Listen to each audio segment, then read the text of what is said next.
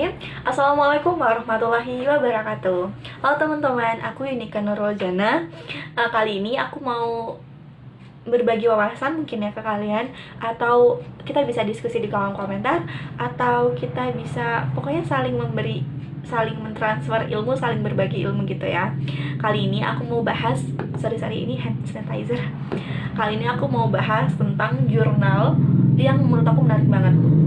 Nah, judulnya itu adalah, ini berisik banget.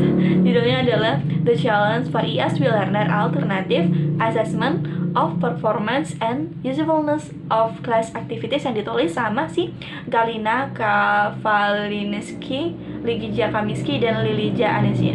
Aku tahu ini pronuncinya mungkin salah, penulisnya aku nggak tahu cara pronuncinya gimana, tapi kalau kalian tahu silahkan komen di bawah ya. Nah, kali ini kita akan coba untuk membahas atau mereview atau berbagi wawasan tentang jurnal ini. So, check this out. Di awal mungkin kita wondering ya, sebenarnya buat apa sih penelitian ini? Kenapa sih penelitian ini dilakuin? Jadi sebenarnya teman-teman si alternative assessment itu sebenarnya udah digunain di banyak kayak mahasiswa dan mahasiswi gitu sama dosen, sebenarnya banyak. Tapi mereka tuh coba meneliti nih, sebenarnya emang ada hasilnya nggak sih, emang para pelajar tuh suka nggak sih sama kayak gituan, sama si alternative assessment itu. Nah, sebelum itu kita tuh harus tahu dulu sebenarnya alternative assessment itu apa sih?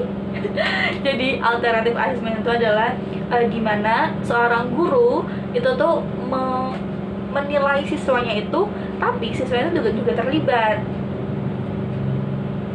Iya, siswanya juga terlibat. Kemudian, si guru itu nanti bisa kayak lihat sebenarnya tuh ini tuh bekerja dengan baik atau enggak pas nanti seorang siswa, kalau misalnya seorang siswa bisa mendemonstrasikan apa yang dia dapat dengan bahasa yang baik dan mudah dimengerti. Kita bakal lanjut bahas tentang apa sih yang digunakan, apa sih asesmen yang digunakan oleh jurnal ini, penulis ini buat di jurnalnya, oke? Jadi yang digunakan itu adalah si portofolio, penilaian portofolio. Ini penilaian portofolio itu apa lagi? Jadi gini, penilaian portofolio itu adalah dimana seorang guru dia tuh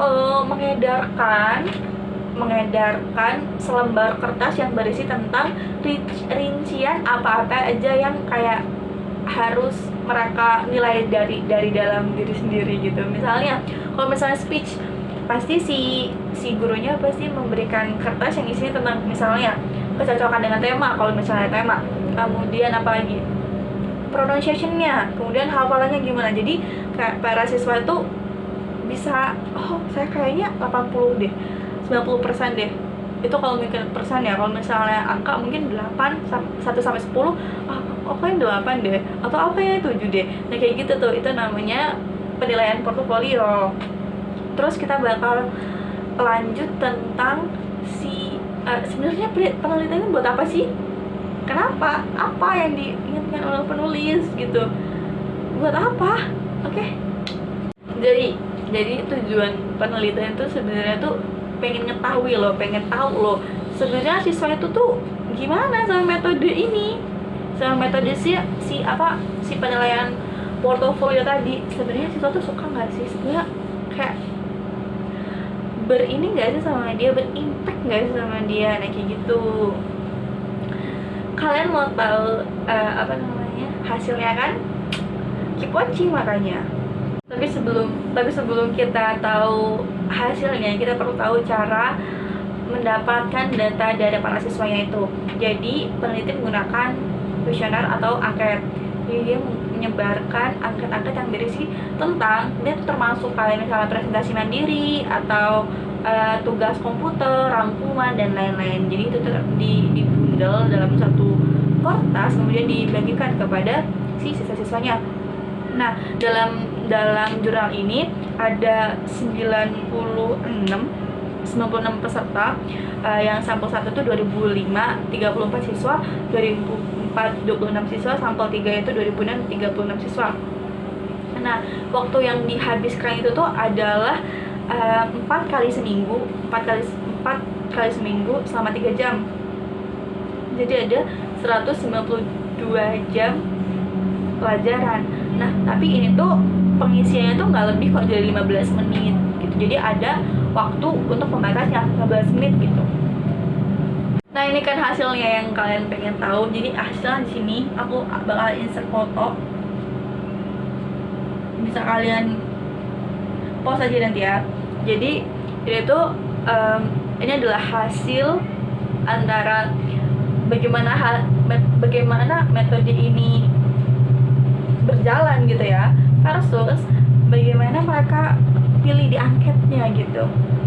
Bisa dilihat.